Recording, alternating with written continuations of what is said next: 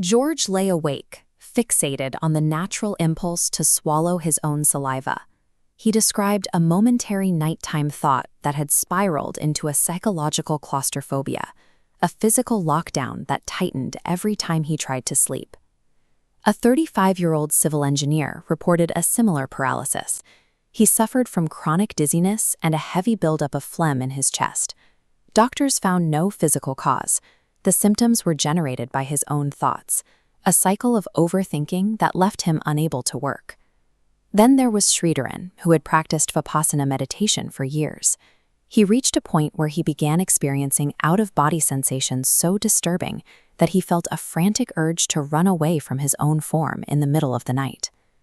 These three cases share no obvious link on the surface, but a phobia of swallowing, psychosomatic chest pressure, and meditation-induced panic all stem from the same mechanism: mental resistance.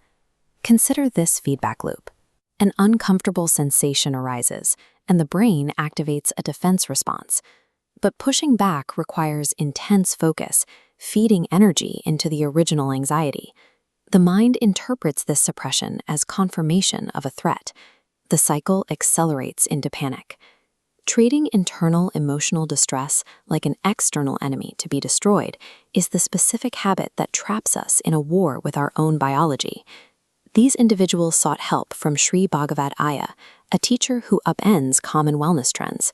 Aya does not offer breathing routines or mantras to calm the mind. He offers a radical shift in how we perceive pain. A mother named Uma called Aya in deep sorrow. Her 31-year-old son had died of a sudden heart attack, leaving behind a 2-year-old child. Uma had spent her life studying spiritual texts, searching for a way to find peace despite the tragedy. Aya told her that seeking a state of permanent happiness in this moment was the wrong goal. He explained that even a gnani, an enlightened master, cries when their child dies. Tears are the natural response to loss.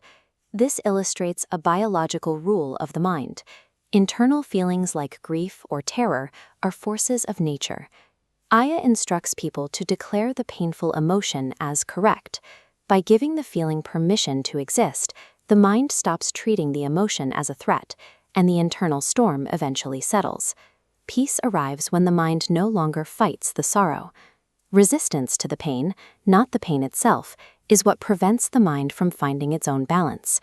Surrender works for the internal world, but it has no place in external reality. The unemployed engineer calling about his chest pressure illustrates this divide. The engineer wanted a spiritual fix to dissolve his anxiety. He believed that once he felt calm and his chest pressure vanished, he would finally be ready to look for work and resume his life. Aya's prescription was blunt. He told the man to surrender to the fear internally so it would stop terrifying him, but to act in the physical world regardless. He told him to get off the couch and find a job, even if the anxiety remained. Spiritual surrender applies to the invisible mind. It is never a valid reason for avoiding physical responsibilities. We cannot wait to feel ready before we do the work the world requires of us. This framework is called Aga Vidudhalai, or inner freedom. It relies on a strict divide. The left side is Aham, the internal world of thoughts and feelings. The right side is Puram, the external physical world. In Aham, you maintain zero resistance. Whatever thought or fear enters, you let it pass through without trying to change or fix it. In Puram, you apply practical action. If your car is broken or you have work to finish, you don't surrender to the situation. You use your body and mind to organize, fix, and solve the problem. Misery is the result of crossing these wires, attempting to surrender to a physical problem that needs fixing, or trying to fix a wave of sadness that only needs to be felt. Mastery is knowing when to surrender to the internal and when to fight in the external. This distinction is the definition of freedom. This brings us back to Sridharan, who felt he had to escape his own body to find peace.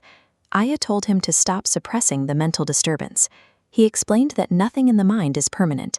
Every sensation will eventually leave on its own if it is fully permitted to exist. When you stop treating a feeling as a threat, your biology shifts. The panic loses its fuel, washing through your nervous system and naturally dissipating.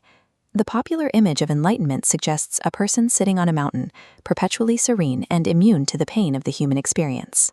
Inner freedom is the practice of granting your mind permission to feel everything, fear, panic, and grief included.